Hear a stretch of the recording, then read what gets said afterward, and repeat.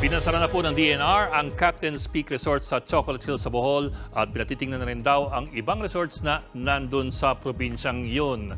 Yan po ay dahil wala naman palang Environmental Clearance Certificate or ECC ang Captain's Peak mula po sa DNR. Pero may ilang mga tanong pa rin na hindi ganun kalinaw sa press conference kanina ng DNR.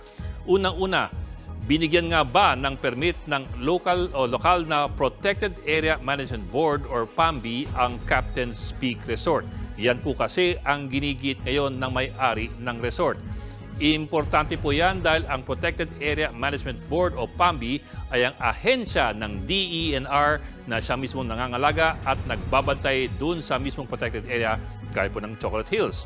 Sa ilalim po kasi ng National Integrated Protected Areas Act o yung NIPAS Law, ang PAMB ang pangunahing ahensya na may control sa lahat po ng protected areas, gaya na lang po ng Chocolate Hills.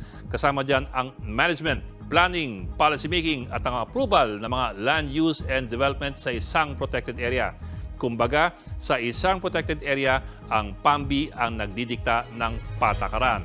At bawat protected area, may kanya-kanyang mga PAMB. Kung ganon, sino ang mga miyembro ng PAMB? Marami po sa kanila ay mga lokal din na opisyal.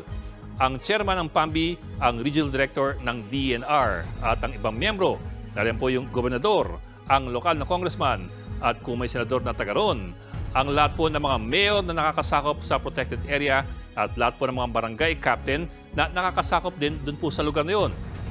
Ang lohika po rito, wala na sigurong ibang mas gugustuhin alagaan ang lugar kaysa sa mga lokal na residente at mga opisyal. Yun lang, meron din pong kabalintunaan dyan dahil ang mga lokal na opisyal din ay naatasang palaguin ang ekonomiya ng kanilang mga lugar. Halimbawa po, sa kaso po ng Captain's Peak, nabigyan na ito ng lokal na permit ng munisipyo ng Sagbayan kahit wala po itong ECC mula sa DENR. Kasama rin sa PAMB ay ang mga regional director ng Department of Agriculture, NEDA, DOST, PNP at ang DND. At yung mga kinatawan ng mga NGO, academe at private sector. Sa ilalim naman po ng PAMB ay ang PAMO, ang Protected Area Management Office na pinangungunahan po ng isang superintendent.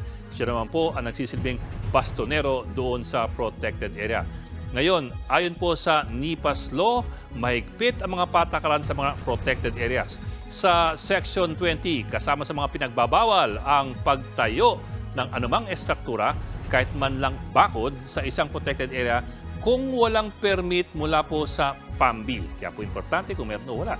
Kung may paglabag po dyan, maaaring patawan ng parusa ng 1 hanggang 5 million pesos at pagkakulong ng hanggang 12 taon.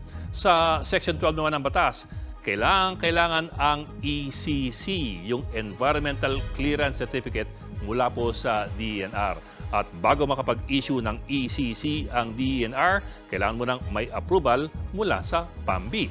Ngayon, ayon sa mga may-ari ng Captain's Peak, meron daw naman silang titulo sa lupa at nabigyan na rin sila daw ng permit ng PAMB.